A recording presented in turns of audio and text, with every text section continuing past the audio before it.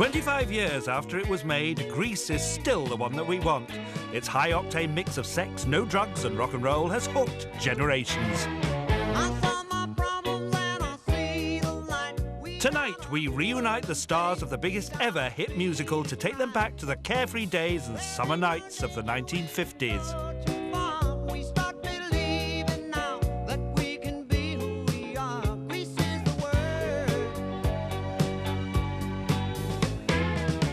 I think Grease is probably the most 100% piece of Americana on film that we have.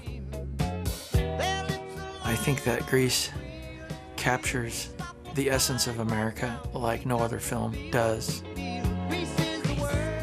It was so much fun making Grease. It was like one of the, memorable experiences of my life. We had a wonderful time, even the dance numbers and the whole thing. And you can see it, that energy that was on screen was because we were having such a wonderful time. Grease is about firsts. First car. What a hunk of junk. First love. Say yes. Yes. First wad of grease you put in your hair. I think people like to watch that. They like to remember their firsts. Adapted from a Broadway musical and filmed in the summer of '77, Grease was an instant hit, breaking box office records worldwide. Rock and roll is here to stay. Grease is so popular because Grease is the word. And it was a lot of fun. It was, rock and roll. I don't care what people say. Rock and roll is here to stay. Grease is about that time in your life, that little window in your life when you have so much fun, you could just die from it. This movie, I think, captures the feeling of the good times. Let the good times roll. And they did. And they rolled during the summer of '77. Beautifully. Sandy! Danny? What are you doing here? I thought you were going back to Australia. We had a change of plans.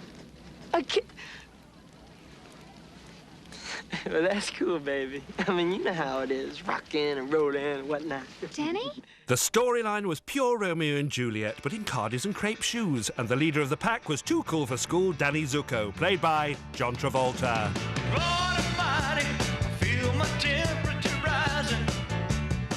He was so hot. It's burning through to my soul. If I were ever asked what was the reason for Grease's success, I mean, there are many reasons, but really it was John. Because John was on fire. From his top of his head to his toes. He was like Elvis and Brando at that time. Everything had kind of come into his body, and he was a triple threat. And no one else was doing what he was doing. No one else was acting and singing and dancing and doing it the way he was doing it. His hair was a DA, and that spelt dangerous attitude. Yes, he talked the talk, but how did he walk that walk? I created that walk from almost the African-American school that I went to. There was a bop that a lot of my buddies had, and I just added that kind of walk to the character. I exaggerated it a bit too. It was a bop, Hey, little girl in the high school sweater. Olivia Newton-John was already a Grammy Award-winning country and western star, but playing Virgin to Vixen Sandy was her Hollywood break. She was the new kid on the block in more ways than one. I had never gone to a school like Rydell. I went to a very strict school where we wore uniforms and the boys and girls were separated, different staircases, and so that worked for my part because I was a fish out of water, and so it was easy for me to play that because it was new for me, the whole experience. Well, I hope you'll be at cheerleader tryouts. We'll have so much fun and get to be lifelong friends. You guys, how do you like Sandy, huh? Do you think we could let her in the Pink Ladies? She looks too pure to be pink. Ah, those Pink Ladies, the Cerise Sirens who ruled Rydell High. Being a member of the Pink Ladies meant that you had some security. You had friends that were supporting you, a group, and that felt good. Well, here we are again. Yeah, but this time we're seniors. And we're gonna rule the school. We did have a unity that made us a force to be contended with on campus. I think that we really did feel like we could sort of conquer the world. From tough birds to T-birds, while Danny had the brains, his second-in-command, Kaniki, had the brawn. He was, you know, kind of a tough, macho kind of guy. What he was like was voted most likely to do time. But there was a sensitive side to him, too. He had a heart for people, like he really cared. He loved Rizzo, and he loved Danny and the guys. These three T-birds were gangland's gormless geezers, as often playing the fool as playing it cool. To be a member of the T-birds was the ultimate in class, though we were, in fact, extraordinarily unclassy. You're a sick man, Putz. Hey! We got into some slap-happy kind of things where we'd push each other around and knock each other upside the head, and it just seemed very adolescent. It seemed like adolescent guys. We did nyit, nyit, nyit, nyit. Do a split, give a yell, shake the tip for all right now. Do a split, give a dump, give a hit for all right down. I don't know what it was. Nyit, nyit. We all did these crazy things. Nyit, nyit. Nyit, nyit. Do a split, give a yell, shake a tip for all right now. And then you... Oh, yeah, I'm sorry. I hit you. Oh, Jesus.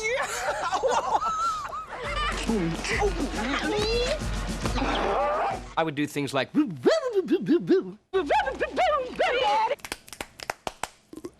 Love that.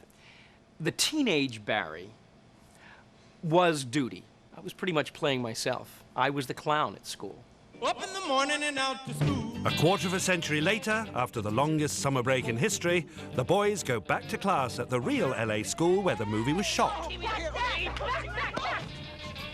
Look at that, it says, welcome back. Welcome Was back. that just for us? No, I think that has to do with the first day of school. Oh. I'm sorry. It was How right here. How to do it. How to do it. You always fall for it. We're right here. Where were you all summer? What are you, my mother? Get a key. You still pushing him around? Oh! Hey, how you doing? What's going on? Like the shades? Shades are back. So, Jeff, what'd you do all summer? Hey, I was lugging boxes of Bargain City, which is more than I can say of any of you morons. Nice job. Eat me.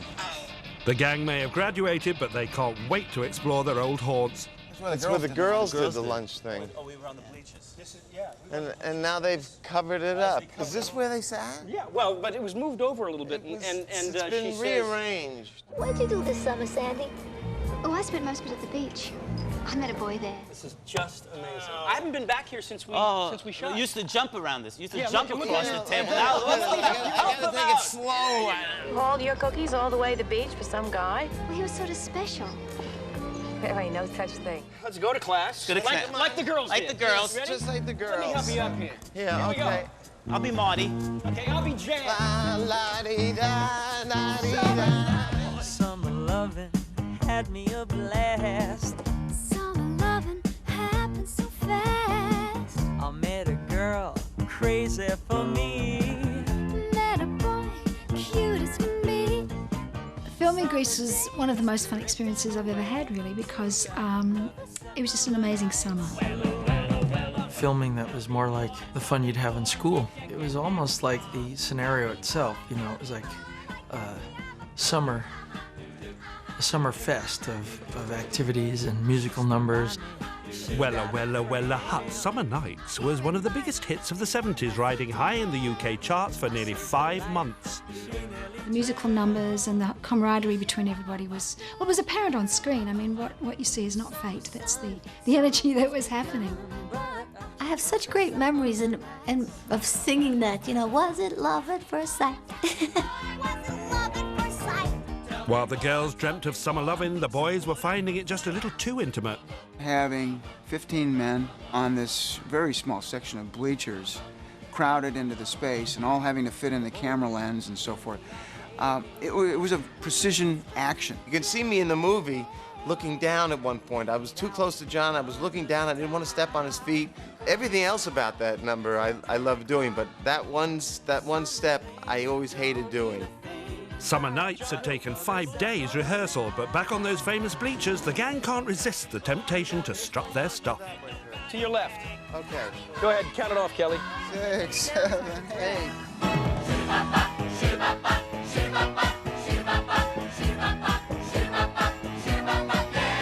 It was like just going back in time because the dynamics all came back together again, and those characters crept all back into our lives, and we were just behaving like Kinnicky and Putsy and Duty and Sonny. The years seem to fall away, and we're right back on the set, and somebody's giving the other guy an ear flick, or you're pinching the other guy's ass to make him do something stupid on, you know, on a take. Tell me more, could she get me a friend?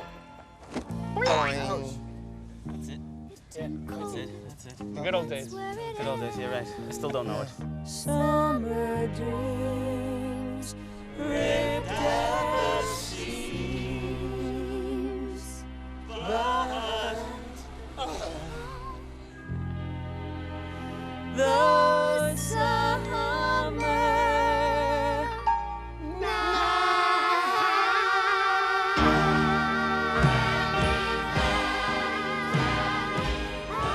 Brilliant. Michael, you were brilliant. Thank you. Very nice, Jay. I felt your brilliance. Kelly, I love you.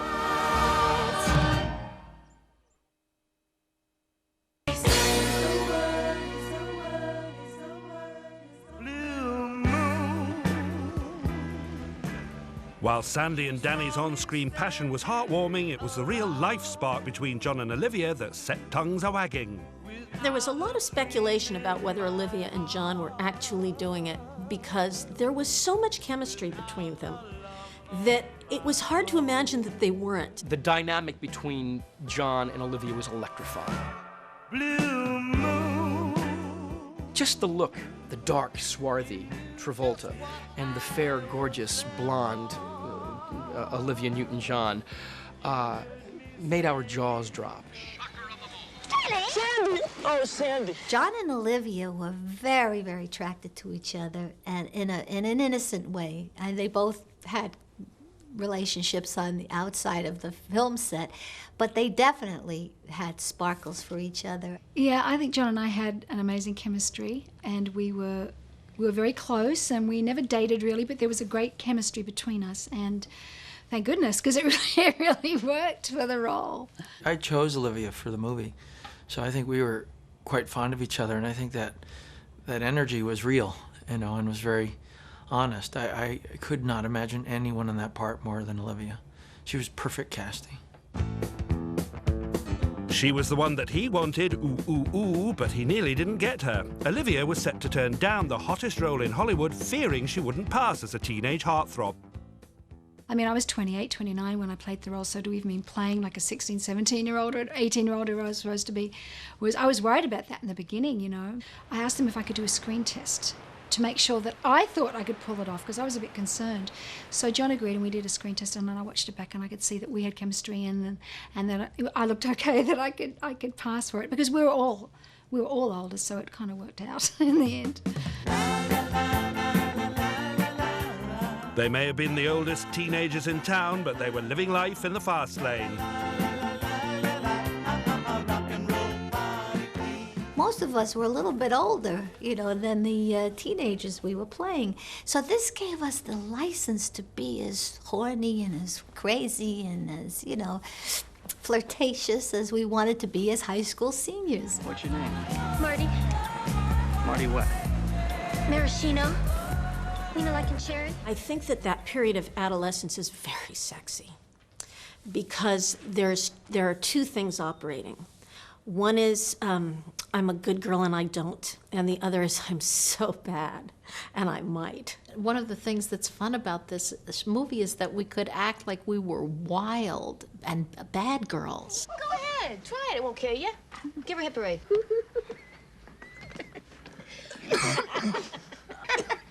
Oh, I forgot to tell you, you shouldn't inhale unless you're used to it. It was a cocktail of nicotine, 90s and nail varnish, but it isn't easy playing a teenage tearaway when your hair lets you down. I had started going gray when I was really in high school. So by the time I did the movie, my hair was well on its way to the white hair that you see today. I had a part down the middle and those ponytails, my hair grew very fast, and you'd see this white hair growing down the center. And rather than have me look like a skunk, they had dark-colored crayons, and they would crayon in my part every day to make sure that that it would match. Brush up, knocks out, DK, germs fast. Faster, sure, all right. Filming Frenchie's sleepover was the best time I had on the film. I think it was the scene where all of us really actually had as good a time doing it as it looks like we had. Look at me, I'm Sandra D, lousy with virginity. That scene was at a high, wild energy that we played that. And before the scene, we were fooling around with each other and pillow fighting. We were telling dirty jokes. We were really having a good time. And we were doing each other's nails. I think Grease touches that perpetual teenager. I think the material just triggers that kind of juicy, sexy, fun spirit. Elvis, let me be! And we giggled all through the whole thing, and we tickled each other and made ourselves really find that, you know, that special teenage kind of sleepover, you know, let's make fun of the good girl. Bongo, I'm Sandra D. And Olivia really stuck bravely to her naivete while we filmed the scene. She never allowed herself to be one of us. You know, she didn't partake in our antics. She really stayed in her character. You're making fun of me, Riz? Some people are so touchy. The world's most famous high school students took their roles to heart and left maturity at the studio doors. For this gang, any time was playtime. It was kind of like the cameras never stopped rolling. It became very easy for us to refer to each other, hey, Putsy, or hey, Sonny, Duty. It was a nice shorthand for everybody, and it seemed to make sense because the whole shoot was a 13-week party. We would fool around, clown around, as we did on screen, pulling pranks off screen as well. It definitely spilled over. We stayed very much in character, and the relationships were very much the same ones that you would see on screen. Grease may have been set in the 50s, but the sexual revolution of the 70s was in full swing, and the cast were making sweet music together. I, at the time of the filming, was involved with a young lady, and so I remained a pretty good boy.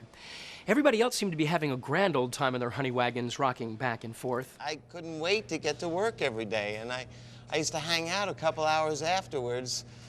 Extracurricular activity. I remember one day, do you remember this? All the girls would come in dancing. All the girls would come in, and then they said, take, and we started doing it, and they were missing 2 girls. Yeah. And I said to, I don't know if I said to Alan, he says, well, he's like going crazy. And I said, no, they were Jeff. Yeah.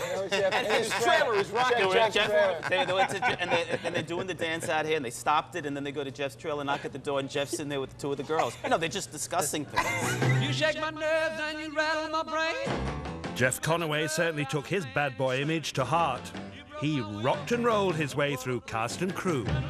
Gracious, great balls of fire. I think every girl, down to the last extra, maybe seamstress, had a crush on Kinnicky, on Jeff. He was hot stuff. Balls of fire. Jeff has always had this marvelous, macho, sexual thing dripping off of him. And he was very appealing to the ladies. I mean, he was footloose and fancy-free, good-looking guy, and he made out like a bandit. What's up, Kinnick? Guess. You got a lot to offer a girl. Yeah, you know it. I was pretty bad. I was living the role, shall we say, sowing some wild seeds, and so I was quite busy. And he gave new meaning to necking. I got so many hickeys, people would think I'm a leper. Everybody knows this line. A hickey from Kinnicky's like a Hallmark card when you care enough to send the very best. Cheer up. Hickey from Kinnicky's like a Hallmark card. You care enough to send the very best. I insisted that if she was going to have hickeys, that they were going to be for real. So I gave her the hickey. I just like a vampire descended upon her and sucked on her neck till she got the real thing, you know. You pig. I love it when you talk dirty. There's nothing like reality and truth in art, you know. And plus, it was kind of fun. For the sex scenes, Jeff always came prepared, as it were, and he had a big surprise for Stockard Channing back in his passion wagon. I brought all these, like, naughty magazines, and I tore out the pictures of the girls, and I pasted them all over the inside of the car. And Riz gets in, Soccer gets in, and she says, "Oh, great, it's a porno shop in here." But remember how surprised we were when Sensible Sandy chucked out the chintz and became Randy Sandy, the Virgin Vamp? We weren't the only ones. I walked out on set and I'd had my hair and makeup changed and no one recognised me. And all the cameramen and everyone suddenly, they all turned around and they stared at me and they were all flirting with me and wolf whistling. And I thought, they didn't know who I was, seriously. All the people who work on the movie, there was, who's that? You know, and even, we didn't even know who she was. Sandy?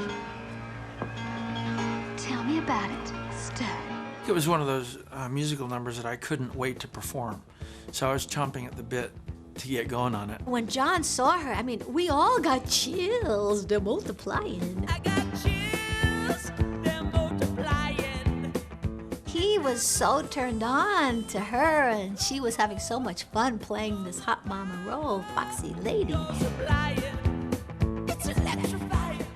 Ooh, ooh, ooh, honey. Yeah, it was fun. You better shape up, 'cause I need a man. Olivia was truly stitched up when she wore the tightest trousers in film history. They literally had to sew me into those pants in the morning. So I couldn't drink a lot, of course, because I didn't want to have to pee in the middle of the day. To my heart, I must be true. I remember loving walking behind Olivia, looking at her bottom, you know, and like almost like a kid, you know, just captivated by this girl that he didn't know existed.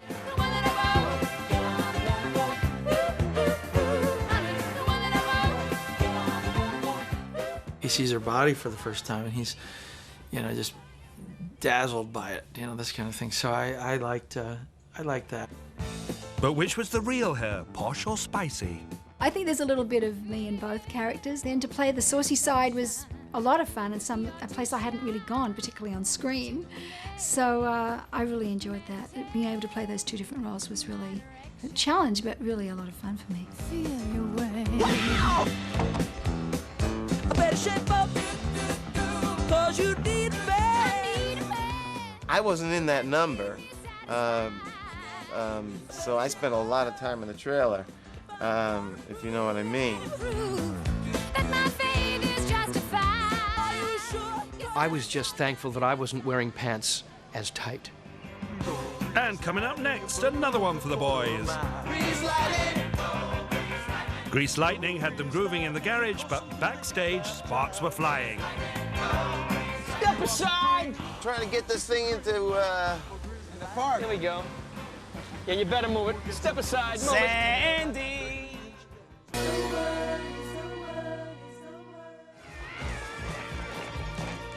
The King of Swing did his thing when he hit the bop at the high school hop, but it wasn't quite poetry in motion for the rest of the cast.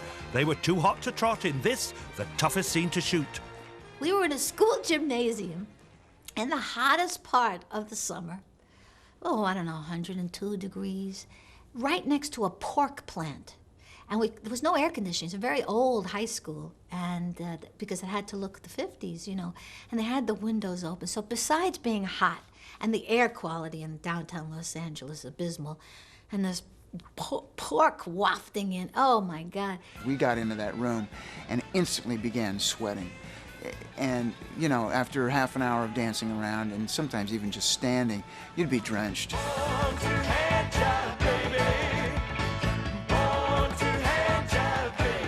They certainly weren't all born to hand jive, baby. Professional dancers were hired to help them along. All the extras in the movie are all phenomenal dancers. Now, us actors, you know, we get pooped, we get tired, but when we'd get be with these guys behind us, and they're moving and grooving and dancing and at like this hyper speed, it just would make us pick up that kind of speed because, you know, that hand jive, you know, it's not like this. You know, it's boop, boop, boop, boop, boop, boop, boop, boop, boop, boop, boop. You know, I mean, it's really, really high speed. It was all very free and easy on set. The cast were encouraged to ad-lib and the boys didn't miss a chance to flash their talent. How low can you go? How low can you go?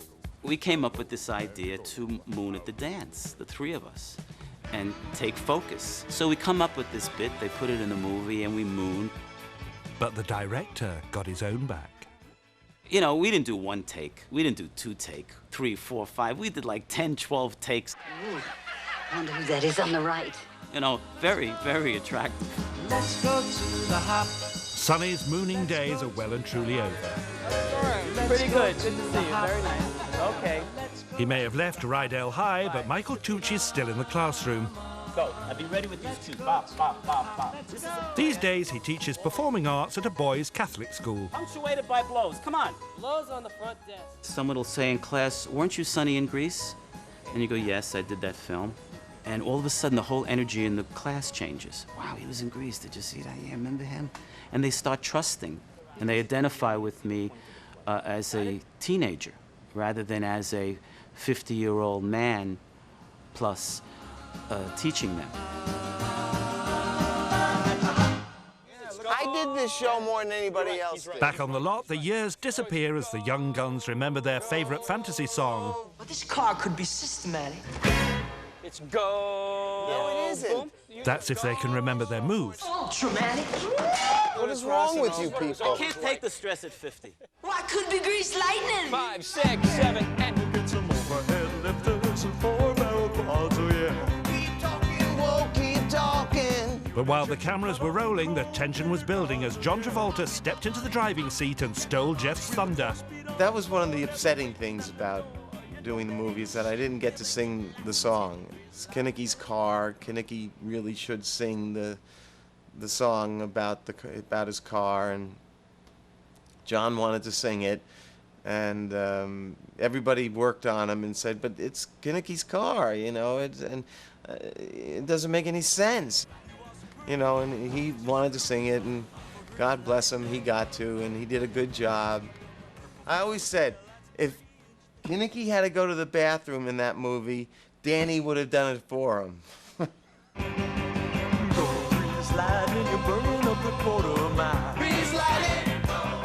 The T-Birds were no professionals on the dance front, but this routine saw them spread their wings and fly. Go Grease Lightning is my favorite number that we did. It had a bit more freedom. We got to be a bit more wild. I loved Grease Lightning. And then I got a chance to dance. I got me overhead lifters and 4-barrel quads. And it's great dancing with your arms because no one can see your feet. It transforms into this fantasy sequence, which was amazing. They had done a white cyclorama around the entire room and painted everything white, and it was just like walking into this big marshmallow. Grease lightning, you're coasting to the hip lap child. Grease lightning, go. You are supreme. The chicks are cream. Grease lightning.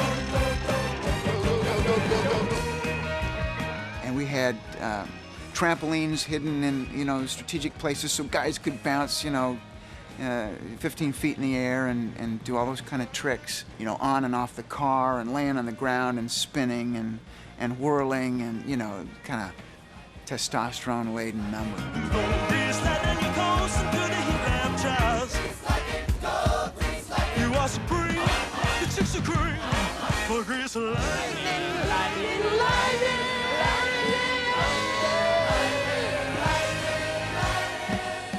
Time heals everything.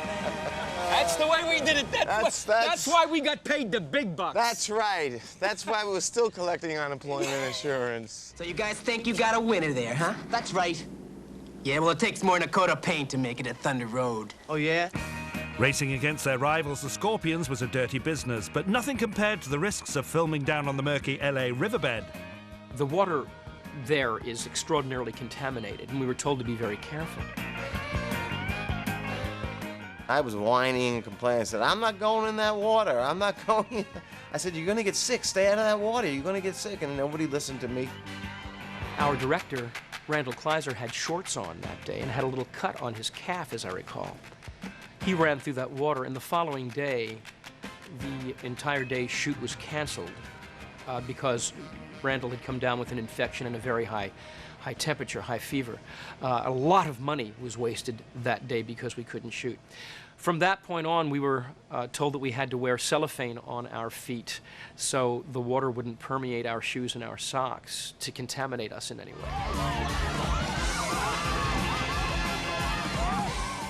When Kenickie goes in that water, he kind of like, he's tiptoeing through that. He's trying to keep his feet out of the water. That was Jeff Conaway. That wasn't Kenickie. That was Jeff Conaway saying, I don't want to be here. I don't want to be here. Drive us to Thunder Road, Jeffrey. We're going to Thunder Road. All right. Well, this baby is going to, like, really knock him dead. That's right. The boys are back in town. It's full throttle to Thunder Road, but the LA River has somehow lost its sparkle. What's going on down That's why you got to take it easy. Look, there are people living down here. What the hell is... Look at this. What is... Look at this. What is the mess? Wow. Times sure have changed. It's a mess. Look at all the water. No racing tonight. Not It's tonight. bank to bank. Not My like goodness. when we shot that. Certainly not the way we remember it, huh? Going down to the LA riverbed wasn't so happy, you know, being that there was all those homeless people around, and that was very disturbing. Well, there's our career. Floating down the river. Down the LA River. This is what it's come to, guys. After Grease, Jeff Conaway's life hit stormy waters. Despite winning a leading role in American sitcom Taxi, fame came at a price, and Jeff paid for it in full on the LA drug scene. It was snowing in Hollywood, you know, with cocaine and things like that. And to tell you the truth, I got an addictive personality. Just as a lot of people experimented with drugs, I experimented and then some. You know, I had this great house on top of a hill and, you know, great car, and I should have been really ecstatic and happy and making everything work for me, but instead I was making everything not work for me. When the fame and the fortune all came, it didn't fill the hole in my soul. So how do you follow up a smash hit like Grease? As the joker in the pack, Barry Pearl was used to getting the laughs. What proved harder was getting the next big break. I would love to say that being a part of this film has done absolute wonders for my career. I know for myself, we worry that maybe we haven't left the kind of mark that we want to leave, so we're constantly striving to make that mark. Buddy's had a bit of fun along the way, captivating a whole new generation of kids as Professor Tinkerpot in Barney the Dinosaur. Toy Factory. And as a matter of fact, it was because of the Barney job that I had that I bought my house. In fact, we call our home the house that Barney built. These days, he lives happily with his partner, but he still holds a candle for his on-screen flame. Look at you. Look at you, my I want Babalooba. Oh, up, bam, boom. How do I look? Like a beautiful blonde pineapple. And you still look like a beautiful blonde pineapple. Look at our waitress. Nothing vanilla right here for you guys. You don't kid around, I baby. mean business. Cherries on top. Enjoy it. With all due respect to our significant others, I had the biggest crush on you when we were working. And You never told me that. Yeah, well, but you see, but duty sort of told you that. Dee Dee Conn only had eyes for one man, her hero, chart-topping American crooner Frankie Avalon, and when he came on set, she was left speechless. Beauty school dropout.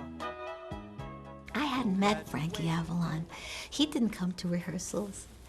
I want to start to drool just talking about it. That was one of the greatest days of my life, I have to say. Baby, get moving. Why keep your feeble hopes alive. When I saw Frankie Avalon all dressed in white coming down those stairs, and he's singing to me, and I had worked on this scene in my imagination, you know, how I would react, how I looked so goofy with that pink hair that I thought, don't do anything, Dee Dee, just sit there and look at him. Beauty school dropout, hanging around. And then he was so gorgeous and sing so beautifully that I didn't have to act. It was just pure pleasure. Now your bangs are curled, your lashes twirl, but still the world is cruel. Wipe off that angel face and go back to high school. I had about 4 pieces of gum when we blew that big bubble. It was funny. I did that. We had never rehearsed that. And Frankie decided just to pop it. Baby, don't blow it. Don't put my good advice to shame. Baby, you know it. The climax of the song saw the T-Birds flying in from the wings, but playing an angel was a devil of a job. We were suspended in this rig that was made of jean material and sheepskin. The sheepskin was to protect our private parts and such. It was also tied around our thighs to hold the weight, but a lot of it was gathered in our crotch areas. So I started talking like this by the end of the day. Dee Dee Conn is still acting, but now the main man in her life is her little boy Danny, and Grease didn't just help Dee Dee, it's helping Danny too. I have a son who's autistic, and he goes to a special school, and it's private, so it costs a lot of money. And we wanted to set up a scholarship fund. So I wrote a book called Frenchie's Grease Scrapbook. She's back in the pink and now has even bigger plans. So get ready for Grease, the TV show. And we have in development now a movie for television, which is a continuation of the Grease story in 1979. And proving they really do go together like a Ramalanga Ding Dong, the stars are back on stage to reunite and recreate their magic chemistry.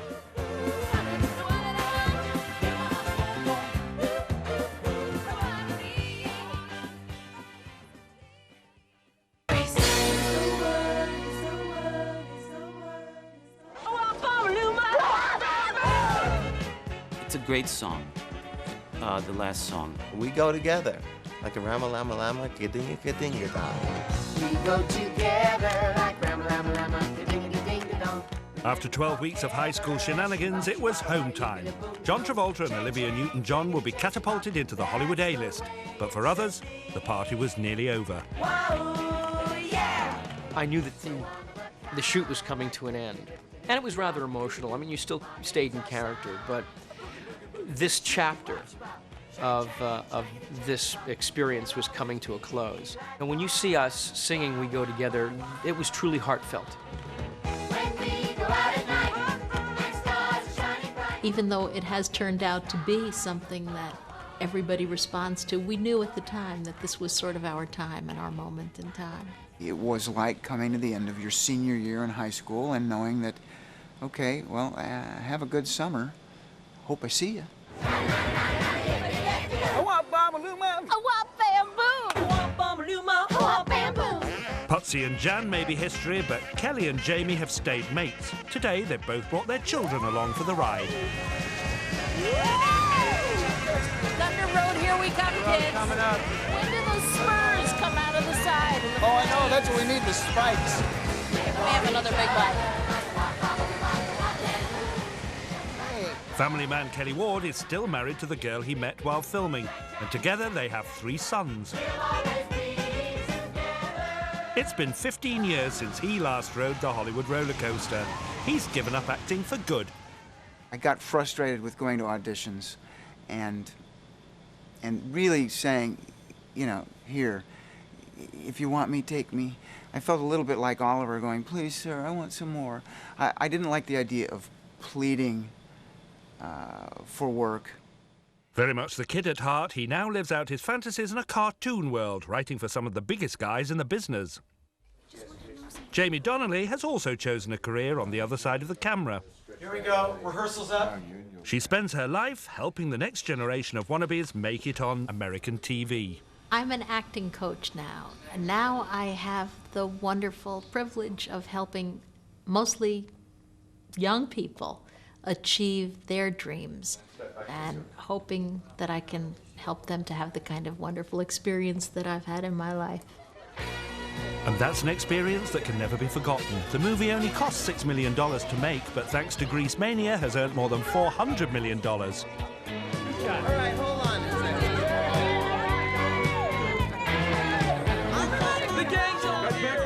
Back in Tinseltown, it's friends reunited as these classroom buddies relive the magical musical that made their names. We did develop great friendships, and Dee Dee and I still stay in touch, and John and I stay in touch. And it's like, you know, it's like when you have good friends, there's no such thing as time. You just kind of pick up where you left off. John?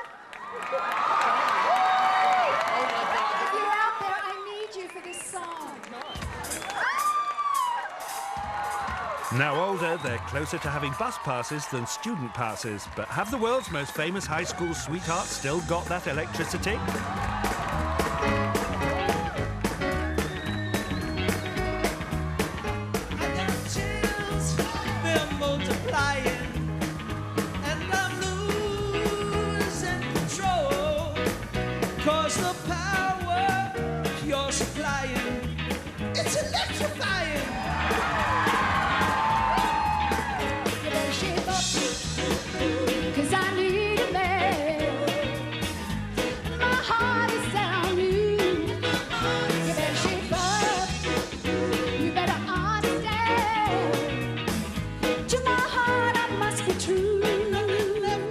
It's official, Grease is still the word. But what's it like coming face to face with your past? It was honestly so comfortable that surprised me.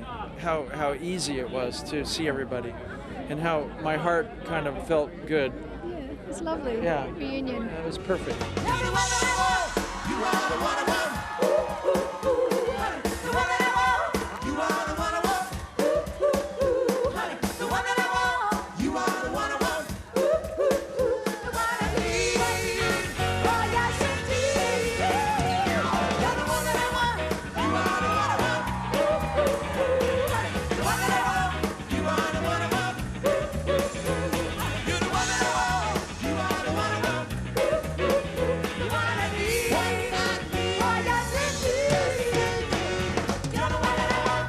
He may be nearly 50, but he still knows how to sweep a girl off her feet. Thanks to Grease and Saturday Night Fever, John Travolta became the ultimate 70s sex symbol.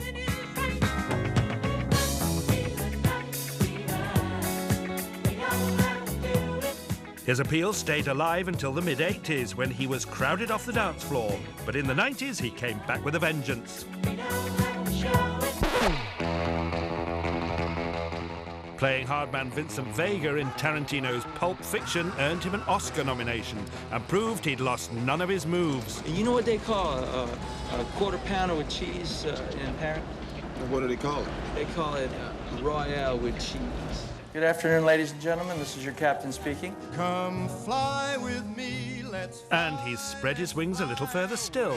Married to actor Kelly Preston, he's got millions in the bank and a personal palace in the sky. This sumptuous Boeing 707. Far Bombay. Captain Travolta's putting his jet-set lifestyle to good use. He's touring the world, encouraging people to take to the air post-September the 11th. When I was a kid in the 1960s, flying was glamorous and fun and wonderful, and perhaps we could get back to that. With a new movie out next year, John Travolta is still the star everyone wants. Hanging out with Cliff Richard and movies like Xanadu meant that Olivia Newton-John never escaped her good girl image.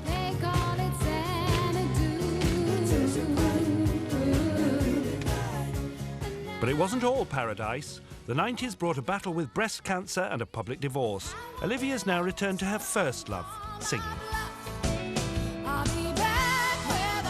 She's touring the world and still stays in touch with her past. Well, Frenchie and Sandy were very close friends, and that Frenchie was there for Sandy. And over the years, I have the same feeling for Olivia. She had a real battle with cancer, and thank God, you know, she's She's great. She's healthy and wonderful, and very, very happy to say that she's a survivor.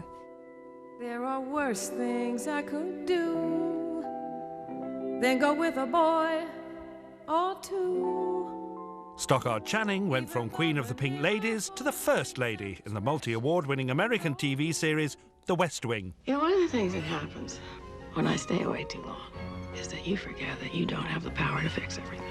And the Emmy goes to Stockard Channing, the Matthew Shepard story. With the chewing gum long since left on the bedpost, she's recently picked up not one, but 2 Emmys for her acting skills. Stockard Channing, The West Wing. In this school of stars, she's graduated to become one of Hollywood's most respected actors. At 19, Dinah Manoff was one of the only true teenagers on the set, and by her own admission, it wasn't until she hit her 40s that she really started growing up. I wasn't ready to be a mother until I had really gotten everything else out of my system. And I mean drugs, men, and career. I kind of like just had to take all of that out to its outer limit before I could say, okay, that doesn't really work for me. I think I've got to get simpler. So I had a very long adolescence. Now she's a successful actor and director, but it's her children that take center stage in her life. I have somehow morphed into a suburban housewife. I mean, I am so uncool. I am so uncool, and I am so happy. Jeff Conaway has also traded cool for contentment. He's still acting, but he's ditched the drugs for a natural high and the love of a good woman. You know, I met my wife, and she's an angel from above. You know, she's the best thing that ever happened to me. She's just incredible. And what would Kenickie have made of Jeff's route to salvation?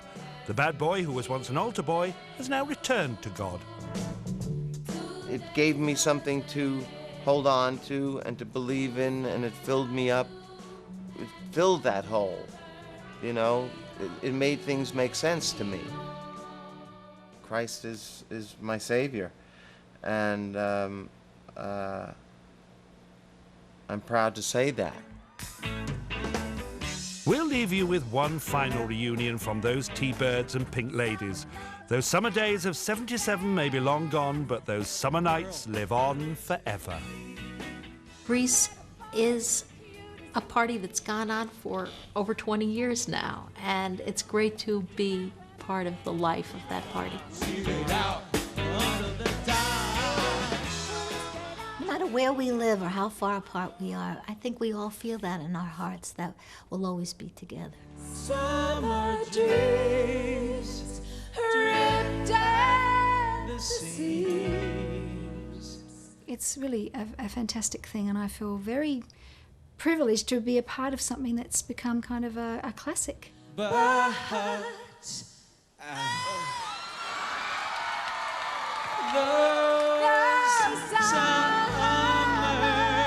Here we go.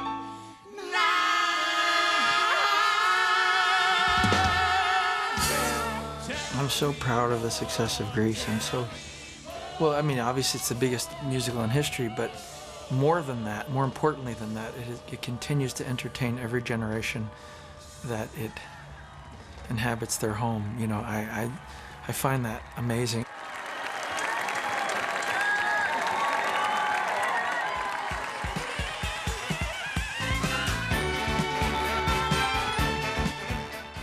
Including the region's latest. The ITV News at 10 follows next. And then at 10:30, the biggest ever national sex survey live on TV.